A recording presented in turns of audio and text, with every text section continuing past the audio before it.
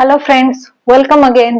Last व्हिडिओमध्ये आपण काय बघितलं? ब्रॉन्स्टेड लॉरिक कन्सेप्ट मी सांगितलं what are acids and what are bases. Acids काय आहेत? जे प्रोटॉन डोनर्स आहेत, आणि बेसेस काय आहेत? जे प्रोटॉन ऍक्सेप्टर आहेत. मग त्या कन्सेप्टच्या खाली आणखीन एक फेनॉमेनॉन येतो किंवा एक कन्सेप्ट येते, कॉन्जुगेट ऍसिड बेस पेअर्स. ते आज आपण या व्हिडिओमध्ये बघणार आहोत. बघा काय असतात conjugate acid base pair.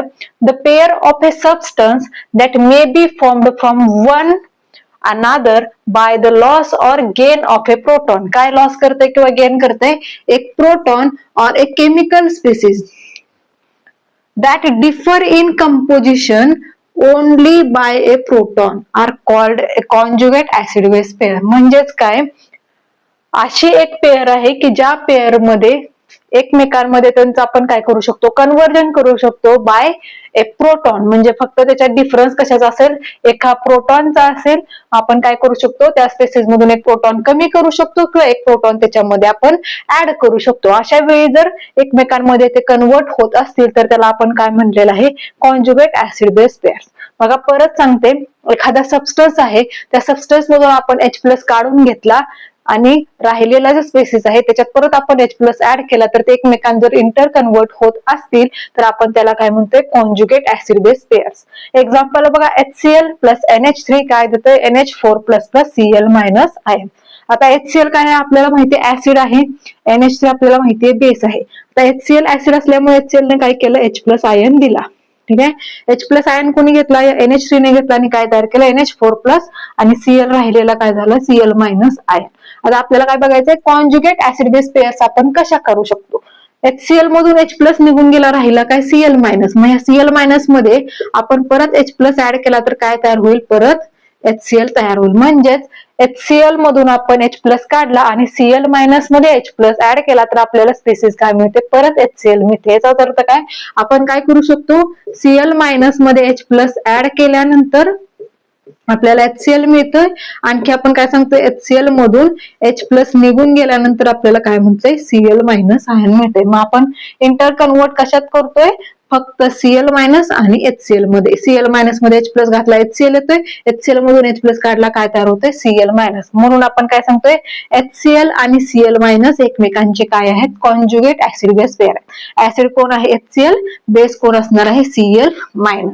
Same आपण NH3 साठी बघू शकतो. NH3 काय आहे? आपला स्टार्टिंगला बेस आहे. बेसने काय केलं? येऊन एक H+ ऍक्सेप्ट केला. एक H+ ऍक्सेप्ट केल्यानंतर काय तयार झालं? NH4+. आता ह्या NH4+ चा आपण काय करू शकतो?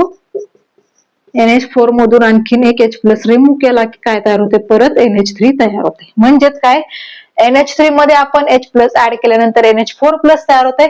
NH4+ मधून आपण H+ काढून घेतलं, परत NH3 तयार होते. म्हणजेच कॉन्जुगेट ऍसिड बेस पेअर कोण असणार आहेत? NH3 बेस आहे, ज्याचा कॉन्जुगेट ऍसिड कोण आहे? NH4+. याच्यातून H+ काढला की हा येतोय. NH3 मध्ये H+ ऍड केला की हा स्पेसिस येतोय. म्हणजे काय सांगतो? NH3 जर बेस असेल तर त्याचा कॉन्जुगेट ऍसिड कोण आहे? NH4+. NH4+ ऍसिड असेल तर त्याचा कॉन्जुगेट बेस कोण आहे? NH3 बेस असणार आहे. सेम HCl च HCl ऍसिड आहे तर त्याचा कॉन्जुगेट बेस असणार आहे Cl-. Cl- बेस असेल तर Cl- चा कॉन्जुगेट ऍसिड कोण असणार आहे? HCl असणार आहे. याच्यात आपल्याला दोन पेअर भेटल्या. एक आहे HCl आणि Cl-. हे काय आहे? हा ऍसिड असेल तर हा कोण असणार आहे? बेस असणार आहे. आणि दुसरे भेटले आपल्याला NH3 आणि कोणतं आहे? NH4+. NH4+ काय असणार आहे? ऍसिड. आणि NH3 काय असणार आहे? बेस असणार आहे. हा बेस असेल, कॉन्जुगेट ऍसिड असेल. उलट म्हणलं आपण, बेस असेल तर त्याचा कॉन्जुगेट ऍसिड असेल आणि कॉन्जुगेट ऍसिड असेल तर त्याचा कॉन्जुगेट बेस असेल. ठीक आहे. अशा दोन पेअर्स मिळाल्या. त्याच्यानंतर आपण सेंटेन्स लिहिलं एक, hence every acid has a conjugate base and vice versa. म्हणजेच काय?